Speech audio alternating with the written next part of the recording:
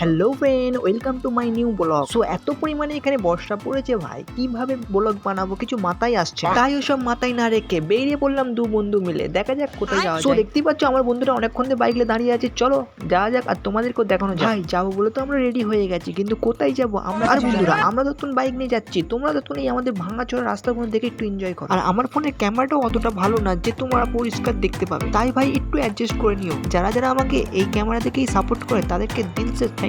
কারণ ভাই তুমি যে ভিডিওটা দেখছো এটা বড় কথা না, তুমি যে আমাকে সাপোর্ট করছো এটাই অনেক বড় কথা ভাই। অনেকে এমন আছে ভাই একটা লাইক করতে চায় না, সেভাবে একটা লাইক করলে যদি ভাইরাল হয়ে যায় তাই সে লাইক করতে চায় না।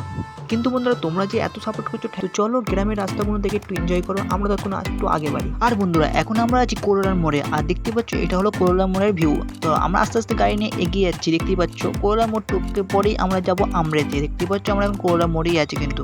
আর এখন আমরা ঢুকে পড়েছি আমরেতে, দেখতেই পাচ্ছ আমরা রাস্তা দেখতে পাচ্ছ খুব সুন্দর লাগছে দেখতে ভাই। আর আমরের পরেই আমরা যাবো চুনির মাঠে। তাই বন্ধুরা তোমরা একটু এই রাস্তাগুলো দেখে একটু এনজয় করো, আমরা তাড়াতাড়ি বাইকটা নিয়ে যাই। আর বন্ধুরা আমার এই ভিডিওটা তোমরা কে কোথা থেকে দেখছো অবশ্যই কমেন্ট করে যাও, কারণ আমিও তো দেখতে চাই ভাই আমার এই ভিডিওটা কোথায় যাচ্ছে, তো অবশ্যই কমেন্ট করতে ভুলো না।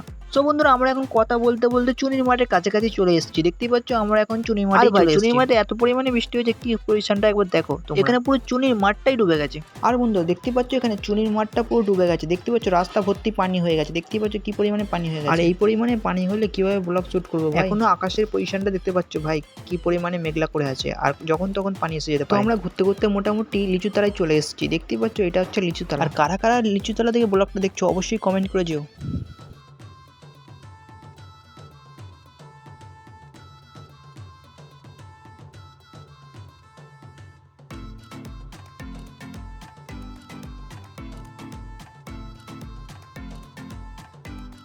আর বন্ধুরা আমরা এখন এসে পৌঁছেছি বেগড়িতে, দেখতেই পাই। এখানে এসে আমরা ডিসিশন নিলাম কিছু খেয়ে যাওয়া যাক, তাই এখানে খুঁজতে খুঁজতে একটা চায়ের দোকানের খোঁজ পেলাম। চায়ের দোকানের নামটা হলো লালটুর চায়ের দোকান। চলো লালটুর চায়ের দোকানে গিয়ে চাটা খাওয়া। এখানে 3 মাতির মোড় থেকে ডান সাইডে ঢুকে যেতে হবে, ডান সাইডে ঢোকার পরে এই রাস্তা ধরে সোজা যেতে হবে, জাস্ট 5-6 মিনিট গেলেই লালটুর চায়ের দোকান।